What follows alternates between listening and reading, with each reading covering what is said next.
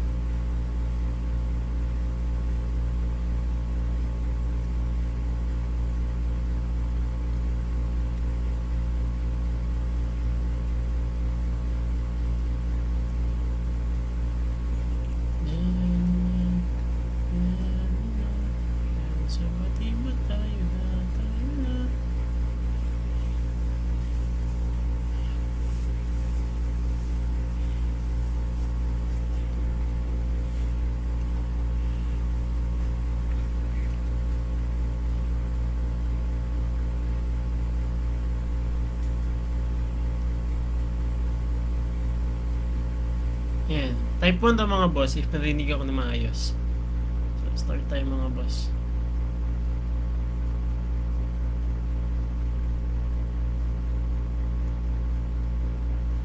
Type 1 daw. Yan, thank you kay Boss Mix, no? All good, sabi ni Boss Mix. Ikaw yung taga-ano, sir, no? Marben? Yan, so yung topic kasi natin ngayon na is introduction of forex trading talaga. So, kung ano yung yan, shout kay Funny One, kay Boss OG. So, basically, si forex trading is a derived from the term of for. So, meaning, meron siyang ito kasi ano, forex trading view para makita nyo mas hiyang ako dito. So basically yung for mga boss is foreign, no? Foreign, then X is nakuha yung exchange. So ito yung for tsaka Rex, so yun yung term niya, yung short term niya ba. So si forex trading mga boss, yan, klaro ba? Walang video. Okay, tama. Sige, tama pala. Walang video. Share screen tayo dito.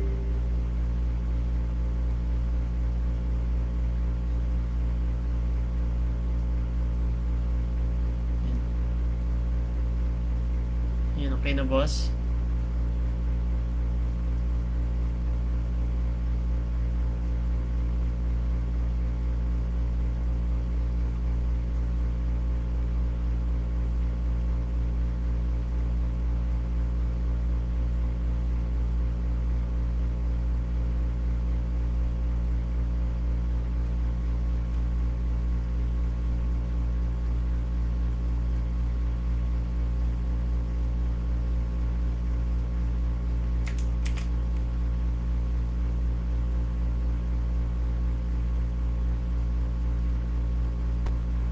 Okay na ba share screen?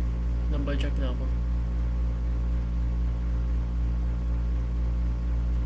Yan. Yan, so balik tayo na. So yung forex trading mga boss is derived from the word of foreign exchange. So yung for, kinuha yung foreign, then yung X, exchange. So basically, si forex trading is market global decentralized over-the-counter market trading currencies. So ito yung mga currencies na nagapalitan, no? Every transactions, that's for example, sino yung mga malalaking company na sa isang economy na malaki na ma-provide. So like for example nun is bakit ito ano? Like for example nun is JPY. Ano ba ma-provide nila mga boss? So basically, ang provide nila na sasakyan is mga automobiles, kaya sila napasali sa apply yan. Kaya sila napasali sa economy, sila yung mga major currencies sa market, no? So yun yung short glimpse natin ngayon. So every padala ni JPY na automobiles, kaya nagagalaw yung market sa forex trading. So ganun siya, every transactions based sa economic o ano provide nila para maging major currency sila. Example ng mga major currencies yung mga USD, meaning sila yung overall, no? Sila yung major currency na pinangtapat sa mga other currencies. So mamaya explain natin yan. So klaro mga boss.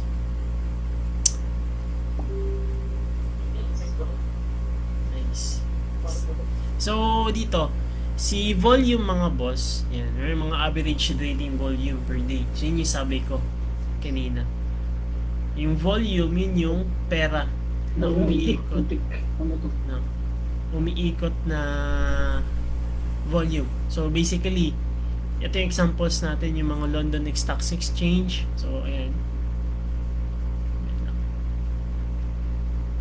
Wala pala na full. So basically yung London Stock Exchange, yung per day na umiikot, no, daily trading volume, meaning daily talaga na umiikot na pera every day is 7.2 billion, no. So next natin is Tokyo Stock Exchange is 18 billion, 18.9 billion yung umiikot na pera. So ganun kalaki yung pera na umiikot sa trading. So, yung next natin is New York Stock Exchange. So, based na siya doon sa Amerika na 22 billion. Pero yung pinakamalaki talaga na na market, no? Kaya stable yung currencies nila USD ni JPY. So, yung forex kasi is yun yung ginagamit talaga natin na pera, mga boss, no? Ginagamit natin na pera na gamitin para maka-buy ng mga foods, pang businesses, kahit ano pa man yan. So, nandyan yung forex trading.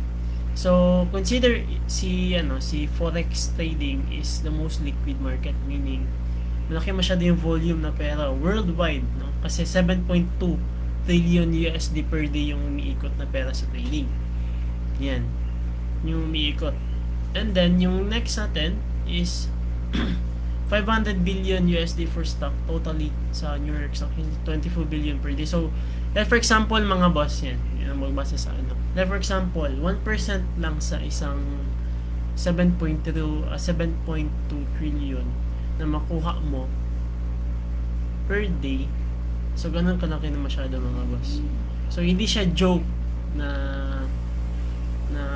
kesyo ganito si forex trading. Maliit masyado yung volatility. So, nakadepende yan. So, ganun, di siya joke yung forex trading market. Kasi sinasabi nila na scam si forex, ganito, ganyan. So, hindi siya, mga boss. So, yung next natin, mga boss, is time to trade. So, paano tayo mag-trade sa forex trading? So, forex market operates 24 hours a day, 5 days a week, no? So, basically nun, Monday to Friday, no? Monday, 6 a.m., Saturday, kasi mag-open kasi yung trades natin kasi sa PH time tayo. Meaning dito sa GMT, plus 8 is Manila time to siya. Kaya wag lang kayo malito sa term. So, yung Monday, nag-start ng Monday, 6 a.m. ng umaga kasi late sa atin ng almost 10 hours, tama ba? So, di ba? 8 hours. So, Saturday, 5 a.m. mag-close yung market. So, napaka-delay. So, dito yung kita siya mga London. So, sa London, EST, 3 siya mag-start. Sa atin, 8 hanggang 11. So, 11 EST, 16 sa GMT. So, New York, so sa atin, New York sa atin is 3 p.m. hanggang gabi, hanggang 12. Ganun. So, Sydney, Tokyo, so lahat na yun siya. Yun yung mga time to trade na malalaking volatility, no? Na mas maganda na mag-trade. London tsaka New York. So, para sa atin, as a trader, alam niya na Sir Mix. So, yung usually nagte-trade talaga tayo no, is sa London tsaka New York. So, madalang lang ako magte-trade sa Asian session, mga boss, no? So, ganun siya, mga boss. Question, baka may question kaya? Okay na po. Walang video, okay na po. Baka may question kayo.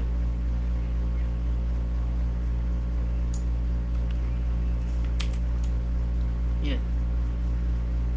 So, yung ano natin, time to trade is New York. So, yun yung mga best currencies sa New York base, no? Yung sabi ko kanina, na best na currency na i-trade natin is EURUSD, no? So, yun, si EURUSD, GBP USD, or Great Britain Pound versus USD, and USD versus Canadian Dollar. Pag sa Tokyo naman, kung gusto, depende kasi yan sa time nyo. Pag Tokyo, meaning yan, Asian session. What time po ulit yung session sa PH time, boss? Sabi ni Stay Positive, no? Sa PH time mga boss, pag Asian, nag-start talaga ng 4 a.m. ng madaling araw hanggang 2 a.m. ng hapon. And yung New York's best currencies or London, mag-start siya ng 2 p.m. to 12. I think mga 10 to 12. Ganun. And then mag-start si New York, London pala yon. New York is mag-start siya ng 7 sa atin sa PH time hanggang alas 10 ng umaga. So yun siya boss, stay positive no. So yung dito, yung time to trade natin is ito yung mga best currencies. So pwede nyo siya i-screenshot mga boss para may copy kayo. So yung Euro JPY, pwede yun siya. JPY, basta may JPY kasi pag sa Tokyo is yung open na na mas volatility is more on sa Japan yan. Kasi welcome bossing. So London, pag sa London naman is syempre London, Great Britain pound. Sila yung pinaka mas malakas magtansak. So GBP USD, Euro JPY, and Euro GBP Great Britain pound. Sa Sydney naman mga boss, mini yan sa Kadlawon yan siya. Or ano yan siya yung madaling araw. EUD USD, Euro AUD, and GBP AUD mga boss. Ganun siya mga boss, no? So, yung next natin mga boss is why forex trading, no? Bakit gipili ko forex trading? Bakit yung ginapili ng mga ibang traders forex trading? Sige mga boss. Ano yung ano nyo? Ikaw coach, what time ka nagtitrade? Usually New York talaga. Kasi yun yung best time ko talaga na ma-manage na time. New York, the same time nag-live tayo nag-trade. So New York. So fit in sa time. Depende kasi i-ask nyo sarili nyo mga boss kung ano yung time frame kasi may iba paturo sa atin is may work pag sa morning to afternoon then gabi trade. So balik tayo sa topic So meaning ang kasi mga boss is convenient convenient siya kasi like for example CP lang gamitin mo at saka wifi makapag-trade ka ng forex trading. So trading can be anytime and anywhere sabi niya So totoo yun mga boss na CP tsaka lang convenient masyado. Basta may knowledge ka lang talaga na mag-technical, fundamental sa trading. So, kaya na yan siya. CP tsaka CP tsaka Wi-Fi lang or data. Kahit saan yan. Mas okay ba mag-trade sa forex kaysa crypto? Depende boss. Kasi may iba na more on gusto sa crypto. Pero para sa akin kasi is more stable. Napaka-stable yung forex trading other than ito. Pero depende na yan siya sa leveraging or depende sa pag-risk. Depende kasi din. Halos lahat naman ng crypto or forex trading is risk management pa din. So, ayan, balik tayo sa topic. So, currency pair, So, ito yung dalawang pair ng mga boss. So need ng dalawang pair para makapag-trade tayo sa forex trading. Okay. Kasi hindi siya need na USD lang iti-trade natin. So hindi na siya forex trading. Hindi na siya forex trading. So basically mga boss is si currency trading is one currency is bought while the other currency is meaning mayroong nag-buy and sell ba. So basically mayroong people na mag-buy, mayroong people na mag-sell.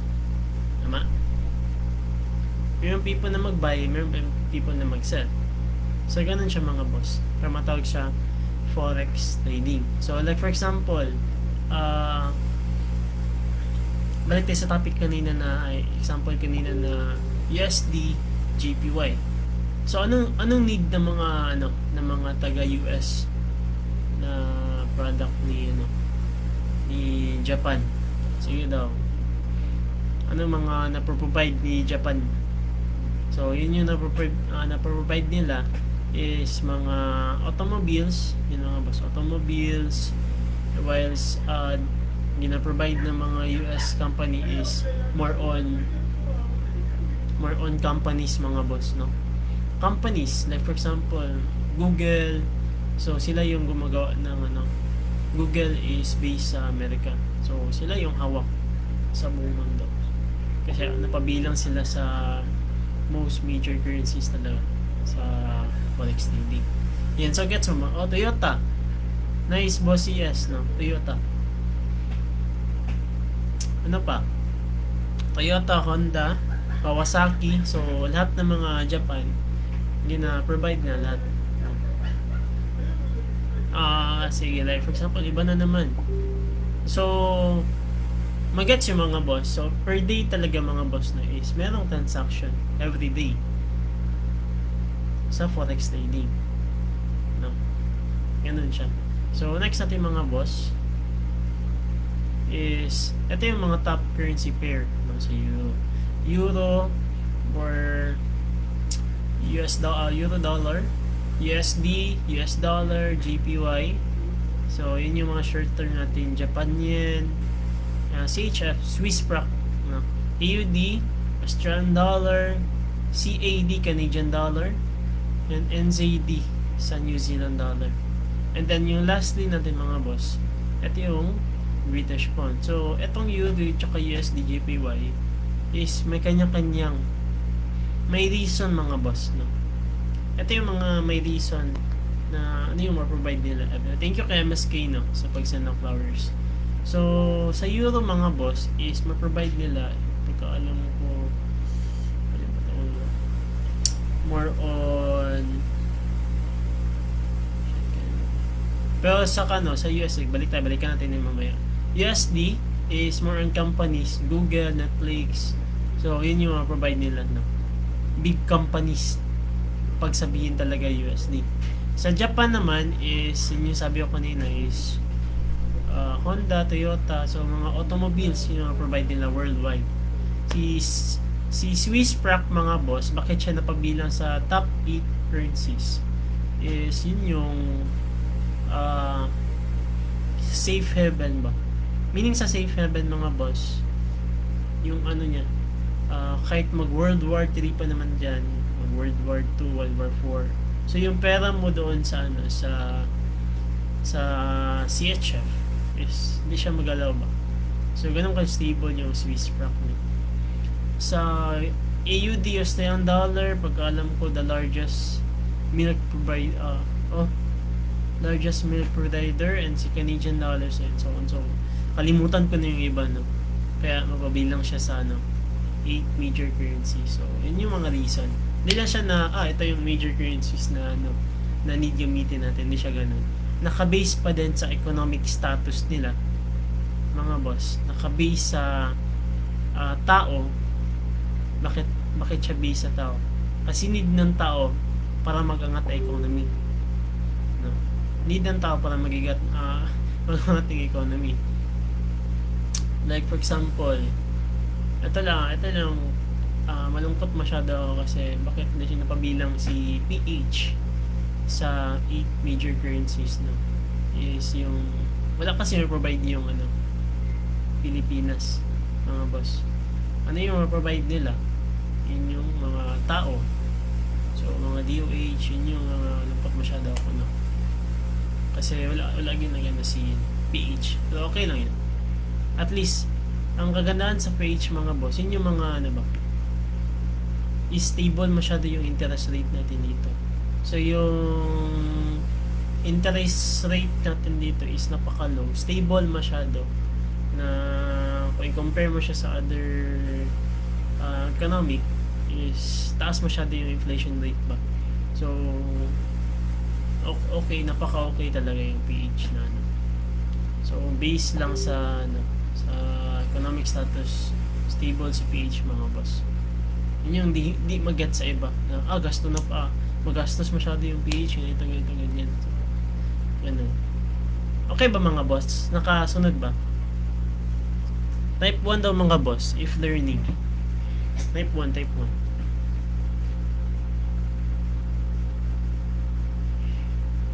Yan, thank you kay Rafi Ferrer, no? Goods.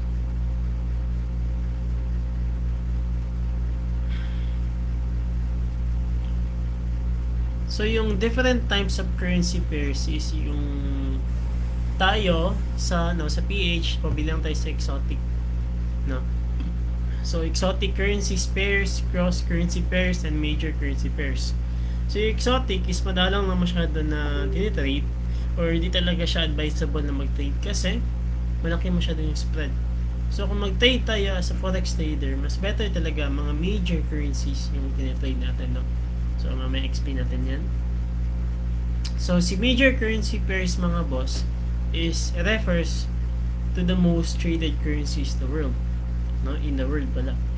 So, yung Euro-USD, mga boss, is the most traded pair talaga. Tsaka next na yung GBP-USD, yung AUD-USD, NZD-USD, tsaka yung USD CAD. So, yun yung mga USD-GPY tsaka USD-CHF. So, yun yung pito, no, the most traded currency in the world. So, next natin is cross currency pairs. So, meaning, refers to the currency pairs are non-USD. So, yung mga non-USD, kasi pwede man i-pair si Euro-GPY kasi may transaction man din sila sa economic. Sila Euro tsaka si Great Britain Pound. So, yun yung mga crossing of currency pairs. So, GBP CAD, GBP Canadian Dollar, so GBP Great Britain Pound versus Japan Yen, tsaka Euro CHF or Swiss franc. AUD dollar to Canadian dollar. So, ganun siya. Yun yung mga cross currencies. Meaning, wag lang kayo man dito na, pag cross currencies, isipin nyo lang na kasali sila sa major currencies, mga boss. No? Kasali sila sa major currencies. Pero, si Rafi, pero non-USD lang siya. Yun lang yun, yung meaning ng cross currency pairs, no? So, next natin, mga boss, is exotic currency pairs when one major currency is paired with the developing country. So, meaning dun, mga boss, is yung developing, meaning pangat pa lang. Like for example, si USD PHP, no? Si USD PHP is pangat pa lang yung country natin. So, competitive pa din. So, sa iba mga ganito, si Iran, tsaka si Mexican dollar. So, yun yung mga possibles na magkaroon ng mga currency pairs na trading na talaga. So, ganun siya, mga boss. Question, baka may question kayo before tayo mag-next sa topic. Question, mga boss. Lagi, boss, ba ito ron? Question.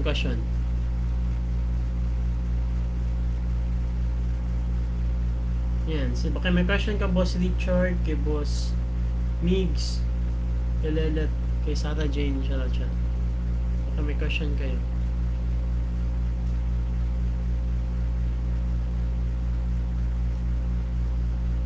Nan po, bossy. Grabe naman sila ka-good student, uy. Yan.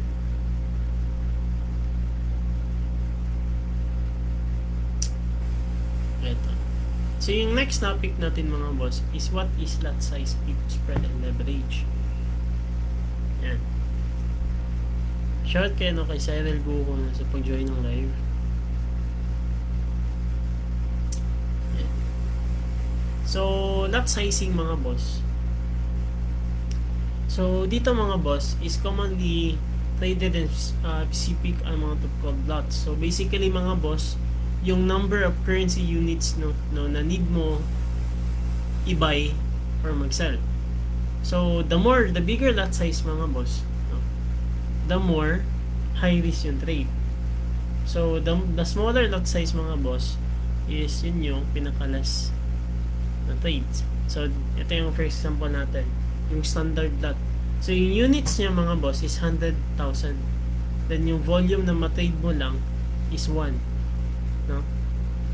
1 lot. Ito yung 1 lot, mga boss. And then, like for example, di ba may pips man, boss? Yung sinasabi na pips is kung ilan or gaano kalaki yung ticks per pip ng market.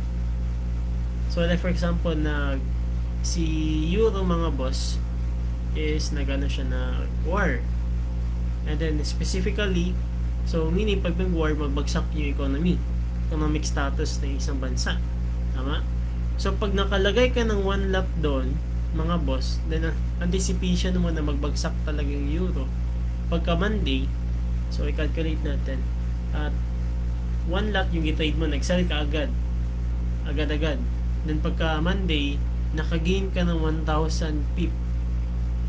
So times natin na. So times natin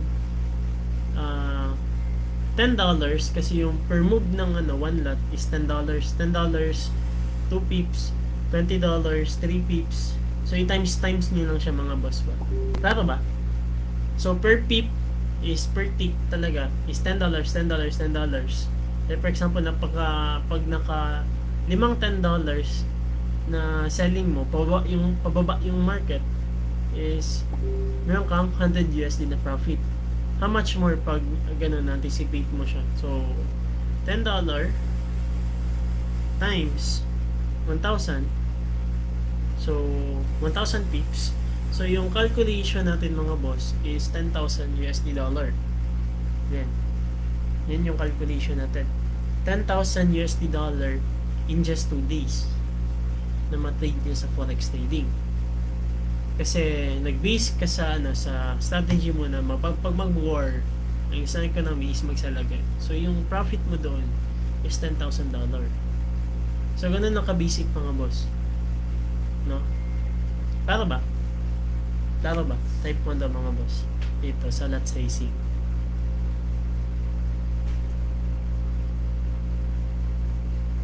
Klaro ba? Type 1 daw mga boss. Is learning pa din.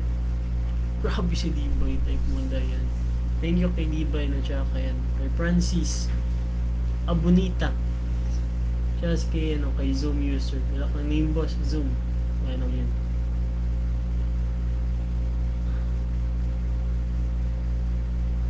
Yan yung pip smallest change given sa yun yung example kanina. So like for example mga boss, pag sa USD, pag mag-calculate tayo ng pips is from itong tawag yan, kalimutan ko for the end ng like for example 1960 yung price, and then yung nag-change dito iba-iba kasi mga boss pag sa ibang currencies, pero ang quick ko lang dyan and shout sa masterclass natin, pero may pip per exchange doon sa trading view. So kung gusto niyo na i-stretch nyo na lang, then alam nyo na paano mabasa ng pips. So dito na lang for mano-mano, mas better na marunong din kayo mag-calculate. Like for example 960.10 into 960.20. So yung example dito mga boss is 1 pip per move siya, no? 1 pip per move siya every move ng market. Like for example ako ng 1960.50. So ilang pip yung nag-move? Iga daw. Ilang pip yung nag-move? 910, 1960, and then 1960.50. So 5 pips yung nag-move mga boss, no? 5 pips yung nag-move sa market. So ganun siya ng mga boss. Ganun kadali. So yung spread mga boss is ito yung between buy price and sell price ng market. So yun yung spread nag-represent, no, na may hati talaga si broker. So yung service fee mo sa sa pag-place ng trade sa forex trading. So yung spread, yung representing the broker service cost and replace sa trade. So hindi kasi tayo makapag-trade mga boss pag wala yung broker. Like for example, yung broker natin is VT Markets. So pag wala si VT Markets, hindi tayo makapag-trade directly sa market. Tama? Hindi tayo pwede tapon ka na ng pera doon. Hindi pwede ganun. So need si broker para ma-digitalize yung trade natin doon sa direct market. So from trader to broker to to traders, from trader to broker to live market. So ganun lang kadali mga boss. Yun yung representing ng spread sa forex trading. So for learning ba mga boss? Learning ba? Sig patakara ko surya diri. Huwag mo kasabot. So ito yung mga ano. Okay lang magbisaya ako. Francis Aboni niyan. Shout out. Dito kay Louie J. Pipito ng Alexander Rodriguez Rosalang.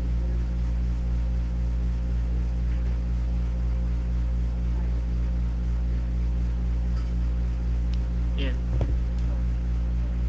G. Bisaya lang. Okay, para maintindihan ng lahat mga boss. Slight Bisaya lang tapos. So leveraging mga boss is ito yung forex ratio ng mga traders. Basically noon is ito pinakamadali na maintindihan nyo. Si leverage mga boss is nag-bar capital tayo sa broker. So yun yung mga potential returns natin, no. So the more maliit yung for example ito, capital natin is $500.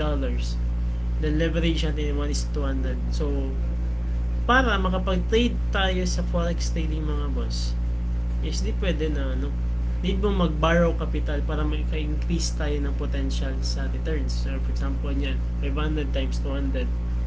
So yung 100 units natin mga boss need natin ng leveraging kasi hindi tayo pwede makapag-trade sa broker ng 1 lot size kasi yung 500 USD is napakaliit ng masyado sa broker.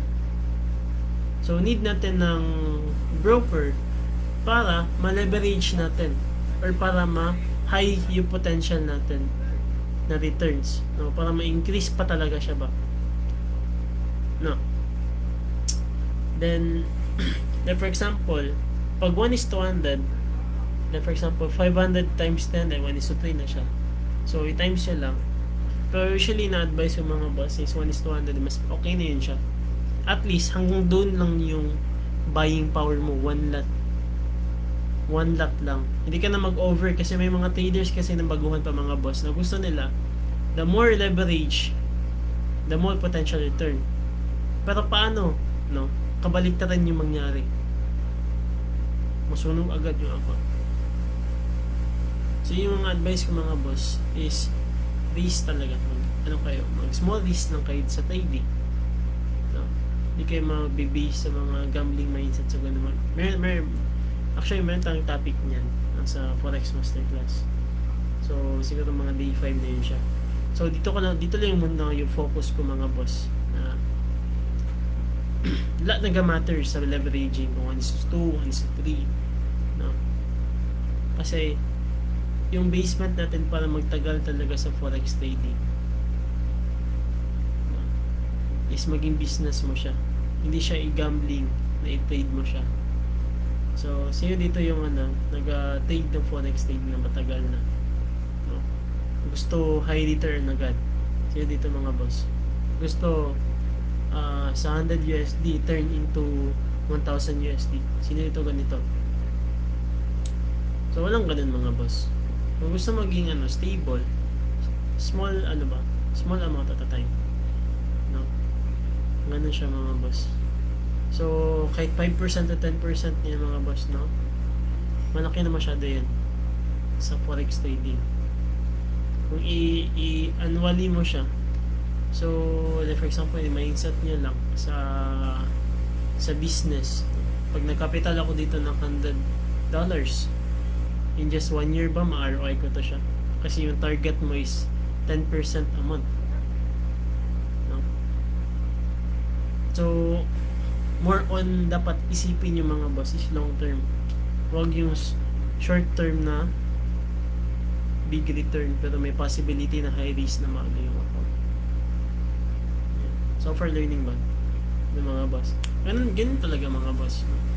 Yun yung mahirap kasi ng mga new traders, no, na gusto high return agad na putya, pag mag-trade ako, maglagay ako 1,000 USD, maka Lamborghini na ako. So, ano mga boss ba? No, yun yung gusto ko na mag-get sa mga new traders na it takes time. No? It takes time na hindi pwede na ano, na 1 week muli, 1 week millionaire agad, walang ganun mga boss. Ganun. So far, clear ba mga boss? Okay ba? Type 1 daw, type 1.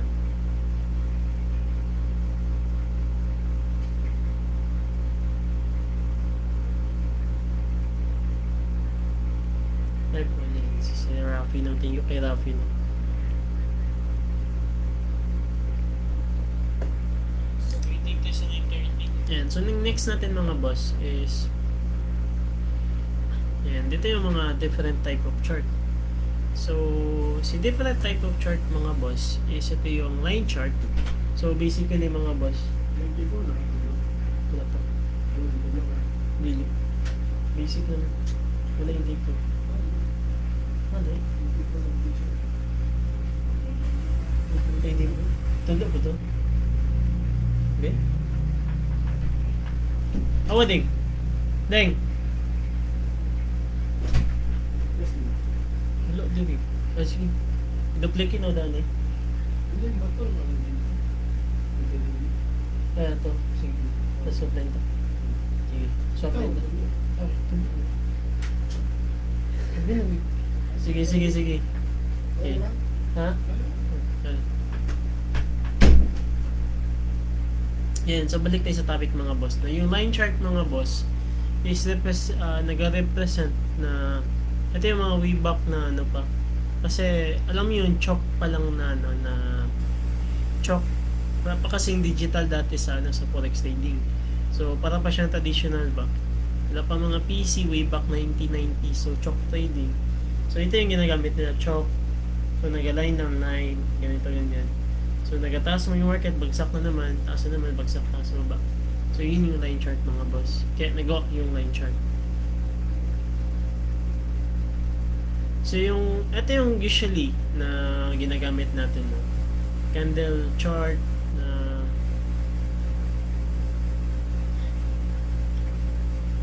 si G Bisaya lang. Ito yung usually na ginagamit natin mga boss is candle chart.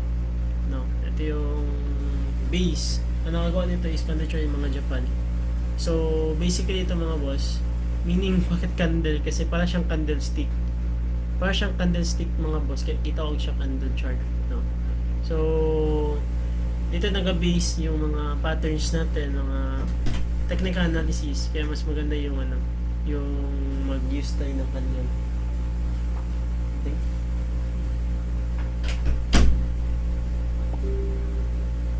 Candle chart.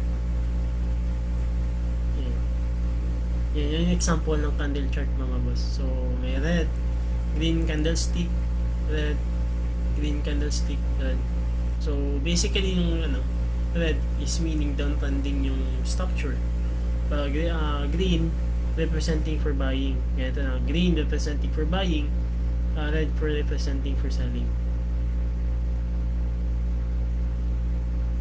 So yung candles, ito, invented by sino to? Homa Monisha. Was the father of candlestick chart patterns. So ito siyang trader na to is considered as the most successful trader in history. Kasi alam yung galawan sa market. No? So known talaga siya na god of market yung way back yung dati pa. So na-discover niya yun and more than $10 billion no, per day yung na-earn niya. And si Homa Monishishiya. So yun yung sabi ko kanina na Japan. Taga-Japan yun ang ka-invent ng, ano, ng candlestick. So balik tayo sa topic. Yung candlestick mga boss is used by the traders to determine the price movement based on past pattern. So ito yung mga bullish candlestick. So meaning yan mga boss, kung kailan mag-open yung market, pag mag-open ng green candlestick, no? Pag mag-open yung ano, i-start talaga siya sa low. Yan, no? Start siya sa low and then mag-close siya sa high pag representing for green candlestick. For bearish naman na candlestick, mga boss, sige daw, tignan ko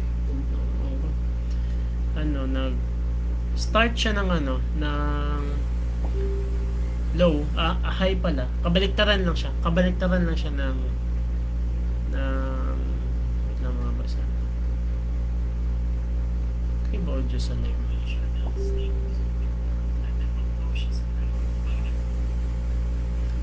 So kabaliktaran siya ng bearish, bullish candlestick. Pag mag-open siya sa taas, mag-close siya sa ilalim, no? Ganun siya mga boss. Question, sige na mga boss. Question daw.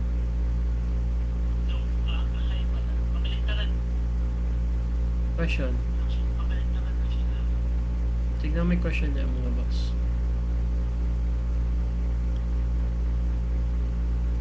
So ito, i-highlight ko lang itong trading often dedicated by emotion which can be read by candlestick of chart. Yan, yung totoo yan mga boss. Highlight ko lang yan. So, yun yung pagbasa ng candlestick mga boss. So, huwag lang kayo malito yung bullish candlestick representing for buying or representing up yung market pag green, maga-green, green, green. So, representing bullish yung market. Pag bearish candlestick representing, so parang siyang bull tsaka bear, no? So ito yung mga traditional, yung walang color sa gitna. Then ito yung modern na usually na ginagamit natin ngayon, no? Yun yung modern na ginagamit natin. So ganun siya mga boss. Yan, so thank you mama. Yan. Question mga boss, tignan mo yung question Pabol, no? Question.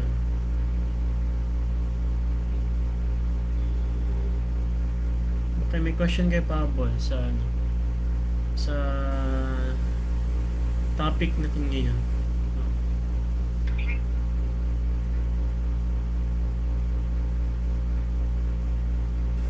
Sir Mix, sige baka may question ka, boss.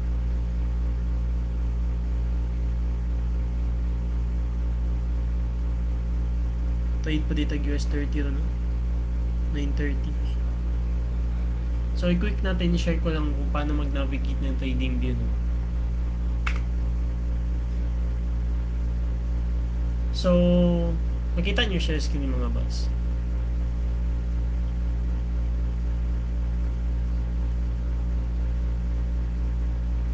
So, pag mag-navigate tayo ng trading view mga boss, oops, ito na lang yan. Yes, ito yung basically, ito yung counting ng price. So, ito yung price, live price ng market. So, basically, as of now ngayon mga boss, si gold ngayon is nag-all time high. So, yung price niya ngayon is 2623, 1.55 na. So, yun yung price niya ngayon live, no? So, pag sa iba, same din, nag-iba yung price sa US oil. So, dito, yung $70 per gallon doon siya. Per gallon to ano, US oil. So, ito siya. US oil. Pag mag-navigate tayo dito, is yung price sa may gilid. Then, dito sa taas, kung makita nyo dito mga boss, is 1 minute, 3 minutes, 5 minutes, and 15 minutes. Yan yung time frame. No? So, yun yung time frame. Then, itong kanina nasabi ko is line chart. Ito yung line chart. Then, ito yung candlestick. No? So, basically, ito lang dalawa. Okay na ito dalawa. Mas usually, ginagamit natin sa line chart for confirmation. So, may reason din sa mga confirmation na. Pero, sige lang. Ito yung mga ano, ito yung mga drawings sa ilalim. Tawag dito mga drawings. So, pwede siya emoji, pwede siya text. Ito yung ginagawa natin. Pwede siya line na ginagawa natin ito. Up and down. Up. So, higher high, higher low. Ito higher high. So, ganun siya mga boss. Then, ano ba? So, dito wala pang account sa trading view. Type 1 daw. Wala po bossing, review lang si Sir Mix. Yan, student din natin yung way back. Mga, saan kayo, bang ilang batch kayo nag-Boss Migs? So, batch 1 si Boss Migs, no? So, tagal na. Last year, no? Last year siya yung batch 1 natin. So, kamusta boss? Kamusta yung review mo dito sa masterclass? Ano mo paramdam? Shot on Tata diri sa Jensen ulit. Swabe syempre.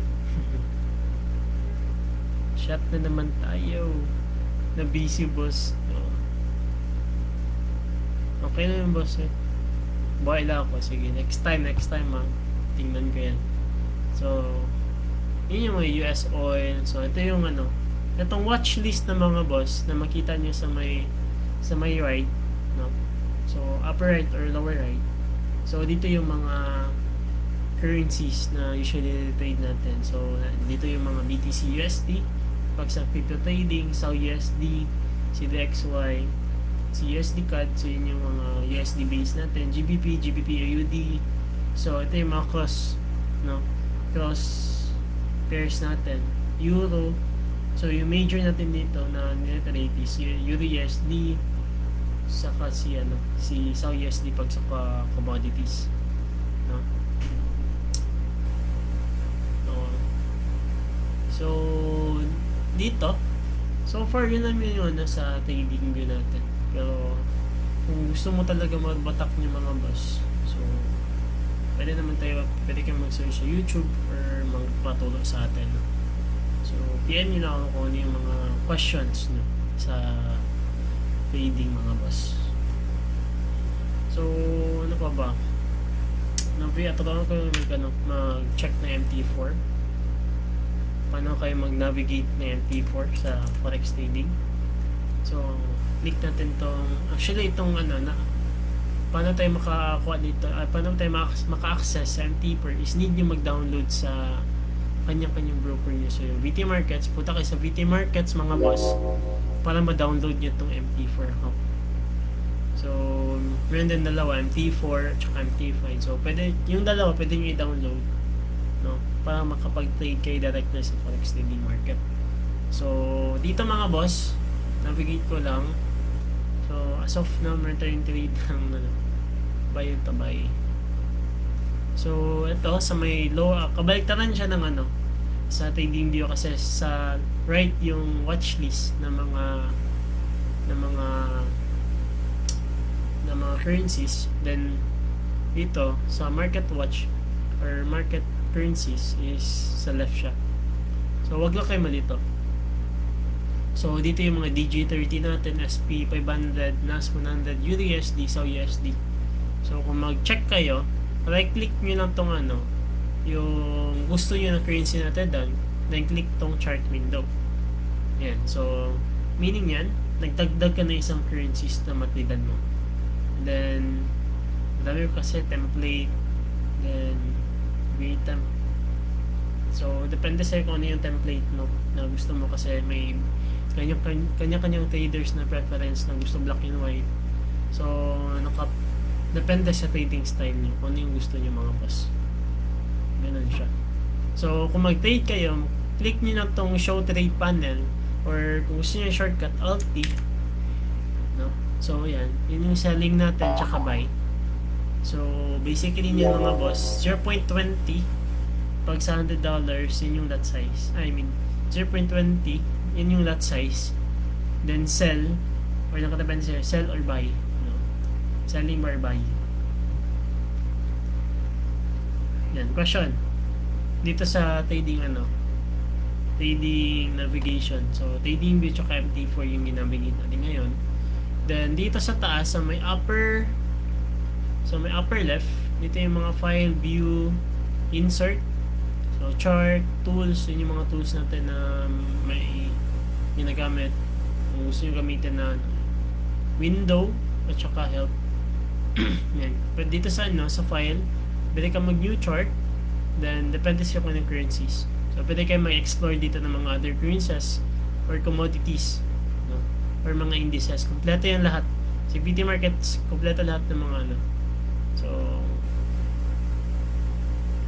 ano pa? Open chart, new chart, insert.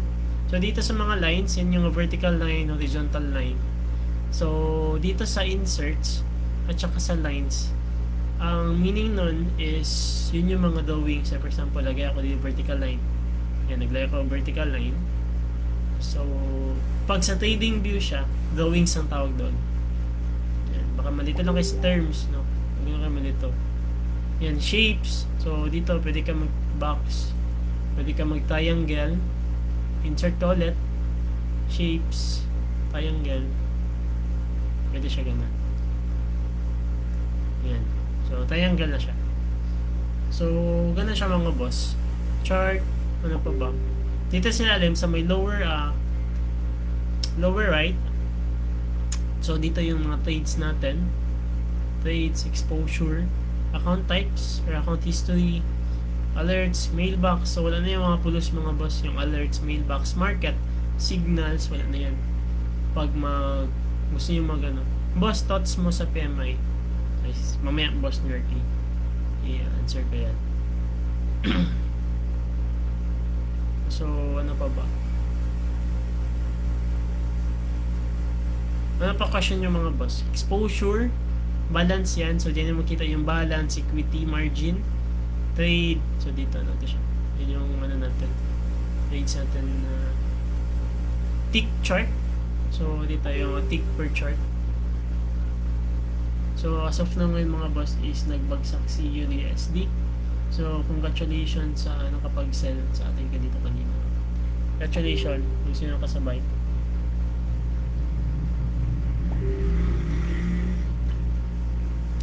Question mga boss sa ano. So far, yun lang naman lahat, no? Natulog ko na yung basics ng Forex. Natulog ko din yung paano mag-navigate ng MT4 tsaka trading view. Question, baka may question kayo na paabot before natin yan tong live natin, meeting natin mga shout day sa mga student natin, no? New student natin ngayon, sila Sarah Jane, Nigs Carliao, sila Rafi Ferrer, shoutout bossing kay Zoom user, kay Frances Saboni. So may iba pa mga boss na hindi nakasali.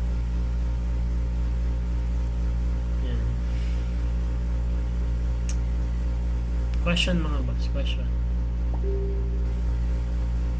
So far wala naman na. So 8:55 end natin. Okay, may pabol question pa kayo.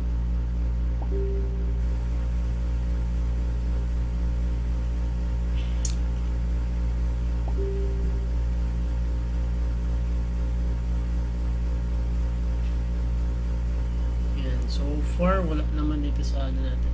So, and thank you so much mga boss, no? Thank you so much. So, yun naman ang mga boss. So, wait tayo sa day 2 mga boss, ha? So, bukas ulit yung day 2 natin. So, yung topic natin is PM ko na lang din sa GCs mga boss, no? So, may tayo mga GCs. PM ko lang yung next topic natin. So, pasa na kayo sa day 1, no? So, dami-dami pa. Hanggang day 10 tayo. So, ready nyo na utak nyo mga boss na madali. So, ganyan talaga mga boss. No? Practice talaga pag mo-forex trading. Kasi wala namang tao na nag-one-time millionaire na. So, it takes time mga boss na i-learn talaga sa forex trading. Pero, as my experience mga boss, no, worth it masyado. No? Na pinaghirapan ko yung 5 years na pala. 5 years na 5 years mo sa forex trading, worth masyado. So, sana ma-inspire kayo, no? Kasi dad ko 22 pa lang. So, nag-start ako 17 kasi grade 12 ako na. Paka worth it. Worth it yung ano. Nag-change na talaga yung ano, direction kasi pandemic times kasi nun. So wala akong magawa. So need ng pera. So ano siya mga boss? Question. So far, wala naman sana Zoom meeting. No? Yan. Yan. Thank you so much mga boss. Yun naman ang mga boss, no? And live na tayo dito. Sa share screen. Bawi lang ako, sabi ni Sir Migs. Sige, Boss Migs.